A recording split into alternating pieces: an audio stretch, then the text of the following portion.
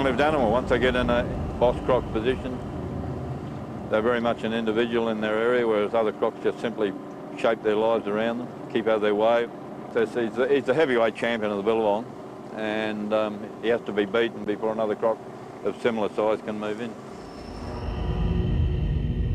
Back in the 1970s, and probably for decades before that, a 17-foot crocodile dubbed Sweetheart ruled Sweet's Billabong in the Finniss River, about 55 kilometres southwest of Darwin. But Sweetheart's fierce territorialism became a safety concern for humans when he made a number of attacks on fishing boats. He had scars on him, he had chipped teeth. Never seen them in any croc subsequent to that, so presumably it was propeller damage, because he did bite propellers, he broke propellers. In July 1979, Dave Lindner and Buck Sallow led a four-man team to capture the 780-kilogram saltwater crocodile. I reckon this is the area where those blokes came ashore after they got tipped out of their boat. One of them swam over the top of the other bloke. He thought he was dead. And then he went straight up into those pandanus. They were just recreational fishermen, were they? Yeah. The croc hunters camped at the river for 8 days and made only fleeting sightings of their target. On their way back to the Finniss River from Darwin, they picked up a dead dingo from the roadside and put it in a trap they'd set for Sweetheart. You come back and said, there's a crocodile in the trap, but you didn't know which one it was. And we come by boat, and when we got there, after a couple of looks at it... Oh, yeah, I remember he did this big turn. Yeah. But and I'm sure it was just up along there. Oh, just when we got here, Father and you climbed out on that the big log over him, and tried to get his mouth open and give him a poke with a stick to make in his mouth. He reared up and had a snap at you. As it turned out, trapping the mighty croc was the easier part. Getting it out of the river was going to be their biggest challenge.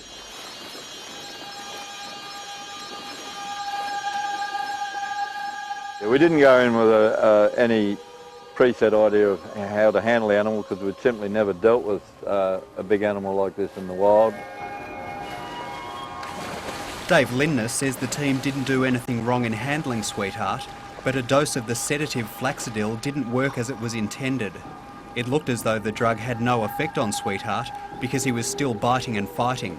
But unknown to his captors, Sweetheart's automatic body functions that stop crocodiles from drowning had shut down.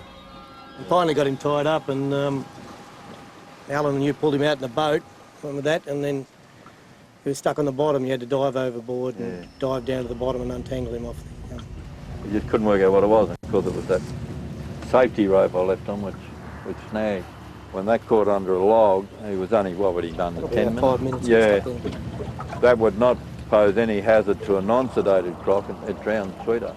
While Sweetheart had met an early and unintended death, Dave Lindner says the stress of being moved to a new home at a crocodile farm in Berrima would probably have killed him within a week anyway.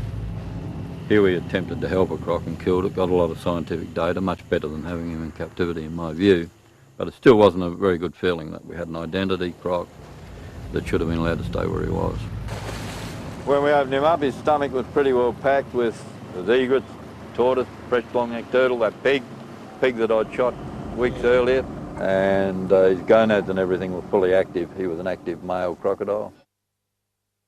After Sweetheart died, the crocodile was preserved by taxidermist Ian Archibald.